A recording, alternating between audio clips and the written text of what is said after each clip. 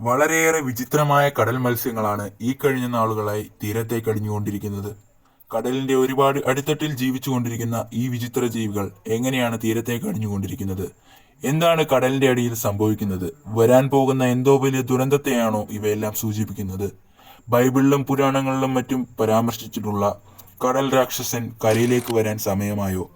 അതെ, നമ്മൾ ഇതുവരെ കണ്ടിട്ടില്ലാത്ത തരത്തിലുള്ള സീ ക്രീച്ചേഴ്സ് അഥവാ വിചിത്ര രൂപികളായ കടൽ മത്സ്യങ്ങൾ ഒക്കെ തന്നെ തീരത്തേക്ക് അടിഞ്ഞുകൊണ്ടിരിക്കുന്നതുമായി ബന്ധപ്പെട്ടുള്ള വീഡിയോകളാണ് ഇപ്പോൾ സമൂഹ മാധ്യമങ്ങളിൽ പ്രചരിച്ചു കൊണ്ടിരിക്കുന്നത്.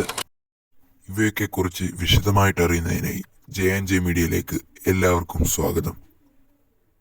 യൂസിന്റെ മിത്തോളജി പ്രകാരം ഏകദേശം 3000 വർഷങ്ങൾക്ക് മുമ്പ് ദൈവം ലോകം സൃഷ്ടിച്ച ആ ഒരു സമയം, സൃഷ്ടിയുടെ 3-ാം ദിവസം ദൈവം ഒരു ഭീമാകാരമായ സർപ്പത്തെ സൃഷ്ടിച്ചു. അതൊരു സാധാരണ സർപ്പം അല്ലായിരുന്നു. അതിന്റെ തൊലികൾ ഇരുമ്പ് പോലെയും അതിന്റെ വായിൽ നിന്ന് പുറത്തു വരുന്നത് അഗ്നി മാത്രവുമായിരുന്നു. അതിനെ തോൽപ്പിക്കാൻ കഴിയുന്ന ഒരാൾ പോലും ഭൂമിയിലില്ല. അത്രയും ശക്തമായ ഒരു സർപ്പത്തെ ദൈവം സൃഷ്ടിച്ചു. നന്മയുണ്ടെങ്കിൽ തിന്മയും ഉണ്ടാകാൻ വേണ്ടി ഒരു ഭീമാകാരമായ സർപ്പത്തെ ദൈവം സൃഷ്ടിച്ചു.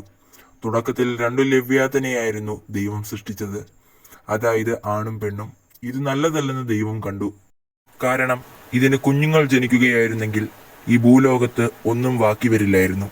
അതുകൊണ്ട് ദൈവം പെണ്ണിനെ നശിപ്പിച്ചു. ഒന്ന് മാത്രമാണ് ഇപ്പോൾ അവശേഷിക്കുന്നത്. ആ ഒന്ന് കടലിന്റെ ആഴങ്ങളിൽ ഉറങ്ങിക്കിടക്കുകയാണ്. ലോകാവസാന കാലത്ത് ഈ പാമ്പ് പുറത്തു വരും. ലെവ്യാഥന് ഏകദേശം 400 കിലോമീറ്റർ നീളമുണ്ടെന്നാണ് പറയുന്നത്. ലെവ്യാഥൻ കടലിനടിയിൽ നിന്ന് പുറത്തു വരുമ്പോൾ അതിന്റെ വാലിന്റെ ചലനം പോലും ഭൂമിയിൽ ഭൂകമ്പമുണ്ടാക്കും. ലെവ്യാഥന്റെ സാന്നിധ്യം തന്നെ അഗ്നിപർവ്വത സ്ഫോടനങ്ങൾക്ക് കാരണമായേക്കാം.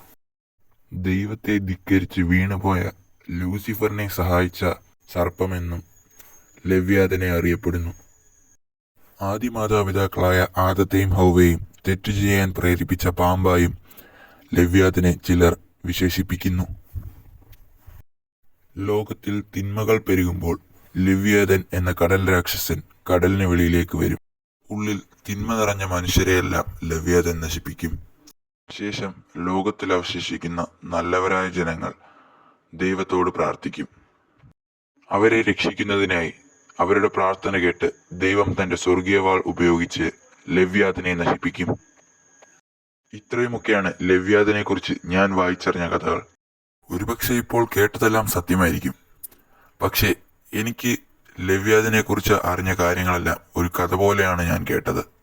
ഇതുപോലത്തെ ടോപ്പിക്കുകൾ ഇനിയും വിശദമായി അറിയാൻ താല്പര്യമുണ്ടെങ്കിൽ എല്ലാവരും JNJ മീഡിയ എന്ന ഈ ചാനൽ സബ്സ്ക്രൈബ് ചെയ്യുക. ഈ വീഡിയോ ഇഷ്ടപ്പെട്ടെങ്കിൽ എല്ലാവരും ലൈക്കും ഷെയറും ചെയ്ത് സപ്പോർട്ട് ചെയ്യുക.